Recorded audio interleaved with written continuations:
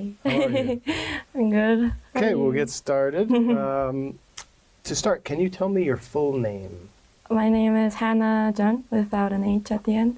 Can you spell it for me? Yeah, Hanna, then Jun. J-U-N. Nice to meet you. Nice to meet you. So are you working or studying right now? I'm working as a freelancer. Mm-hmm. I was a teacher. I taught English to kindergarten students and elementary students, but now I'm a freelancer. Okay. Did you like your job as a teacher?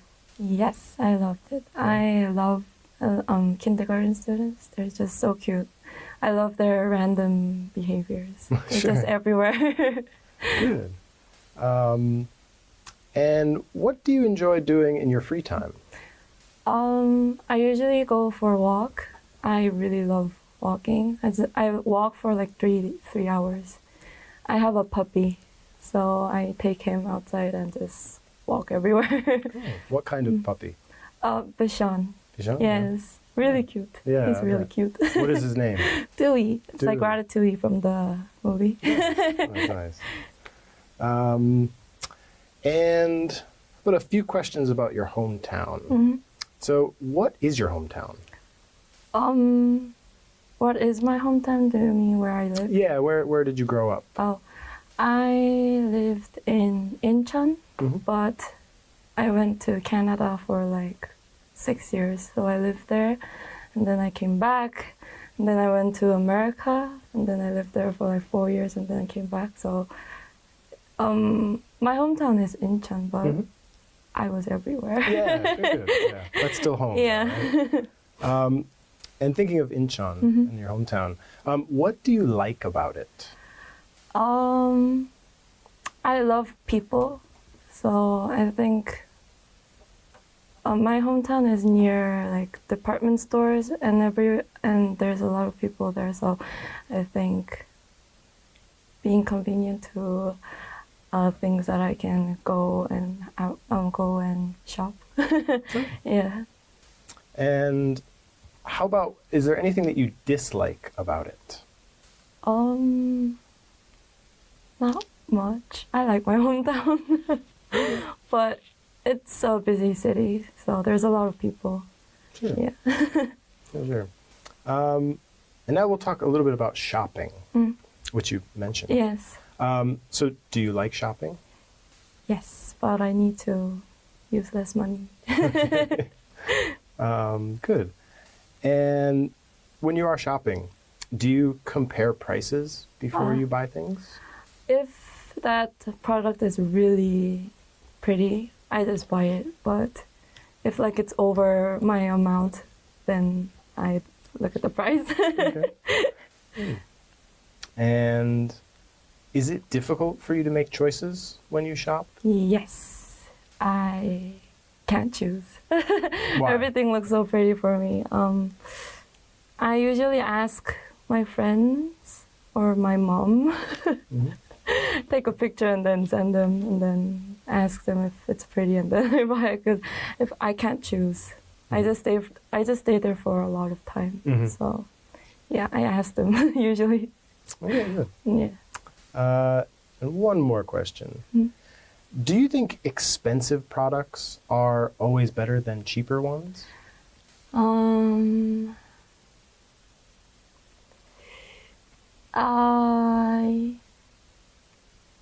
It's in the middle, I think, because expensive product, their design is similar, I think, but then what they use for the material is different, I think, if it's expensive, but the design is similar. So if I'm just wearing for a season and then I'm throwing it away, I just buy the cheaper one. Cheaper ones? Yeah. How about for electronics or technology? I would say yes for technology things. Yeah. The expensive ones? Yes. Okay, good. Very good. Okay, that's the end of part one. I'm going to move on to part two now. Okay. And so you'll have one question, and you have a minute to prepare, and you can make notes on this piece of paper. I can give you this pen too. Thank you. So we'll just set a timer. And in a minute, you can give your answer. Okay. All right. Okay. So you have 2 minutes now. Yes. And you can start when you're ready. Okay. I have been to Edmonton in Canada. I like to visit. I can look at this paper, right? I like to visit there again because I first went there when I was 8 years old. We first traveled with my family, and then it was really pretty. I went to the Rocky Mountain, and I looked at the city. But then my dad asked me to live there and then study some English. And then my grandparents lived there too. So I stayed there, and then I went to an elementary school and then learned some English there. I came back 3 years later, but it's like a dream that I went there, and it's been a long time, so I really miss there. I really like to visit there again. Yeah.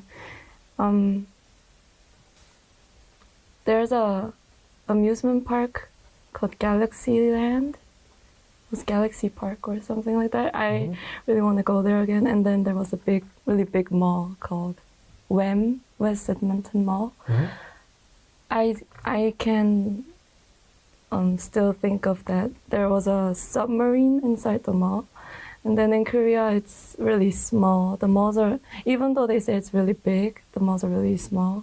But I still look up the Google map and look there. So yeah, I really want to visit there again. It's my memory. Yes, that's pretty much it. Okay. That was 1 minute and 38 seconds, which is not bad. And with that, we can move on to part 3. Okay. So what's the difference between the city and the countryside? In the city, traffic is really bad, I think, but I'm talking about in Korea. Well, other countries are different, but in Korea there's a lot of people in cities. So sometimes I can't ride the subway because there's too much people in there. And then sometimes they walk around and bang on you. I really don't like that, but yeah, I think people is the most thing that they have a difference. And in countryside, I think it's nature. There's really a lot of free space, and then more nature than cities. More green and trees, yes, which I like, but I like people better. Good. Yes. Good. Some people say large cities are unsuitable for older people. What do you think? I think if they live there for a long time, it's fine. But, well, I could see that some people, not all of them, but some people are rude to old people. And then if they meet in the subway or like in the traffic, I don't see they are respecting the older people. So because of that, I think that's the only reason that I think they shouldn't live in the city area. But other than that, if they live there for a long time, I think it doesn't matter. Okay. Good. Do you think it is possible that all of the population would move to cities sometime in the future? I think they are already moving to cities. I have a friend who live in the countryside area and then farm, and I think it's really important for them to do that, but yeah, I think it can be possible for them to move to cities because it's not really convenient for them to live there, I think. I personally think. Yeah, because when I travel to like countryside, if you don't have a car, you can't move because the buses come so late. And yeah, the traffic is not really good. I think that's the most important thing that I think. Sure. Yeah. And one more question. Do you think people in the countryside are friendlier than people in the city? I think that one, it depends on the people, because in city, they work a lot, right? So they're more sensitive, I think. That's why, even though they're kind people like everyone else, they tend to be more sensitive. But in countryside, most of them don't work.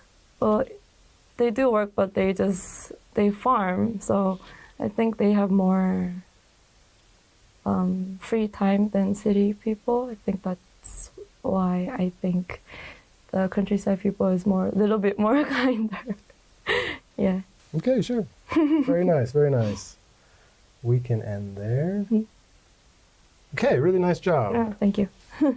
So now we'll move on to a little bit of feedback. As you know, the IELTS test is scored on 4 categories. There's fluency and coherence, there's pronunciation, vocabulary or lexical resource, and grammar. So thinking of these 4 categories, there's 2 that stand out for you as really strong. Your fluency and your pronunciation is very good. There's really no hesitation beyond what we would expect for somebody who's thinking of what to say. And I didn't notice a single word that was pronounced in an unusual or non-standard way. So both of those are really strong. The only thing perhaps is that within fluency there's also coherence, which is sort of connective words that can help string together longer answers and connect parts of it and show the relationship. So perhaps adding some of those would help, but your fluency, the actual rate of speech, is very good, and the pronunciation. So then there's vocabulary and grammar. These are not bad. I'm not leaving them because they're bad. They're both actually quite good. Let's take vocabulary first. Mostly excellent. The only thing, as you reach sort of into the higher bands, would be to add more unusual or less common words. You can also try to add more idioms. I think you had some, but adding idioms to give a sort of natural sound to your speech. There's a little bit of room for improvement there. And there's a few small grammar things, none of them that interfere with meaning. I could understand everything that you said, which is really important. But a couple of small things, a few times articles were dropped. That's very common from a Korean first language because there are not articles in Korean, but always remembering to put an a or an or the before certain words is important.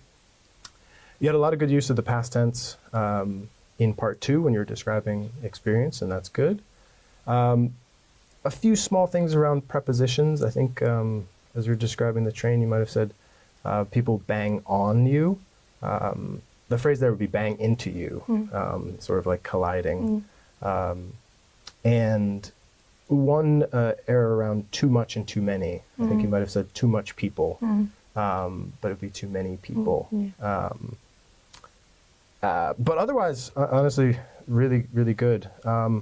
I would estimate your score around a 7.0 today, which is a very good score. And with a little bit of improvement around those areas would reach even higher. So really nicely done, and thanks for coming.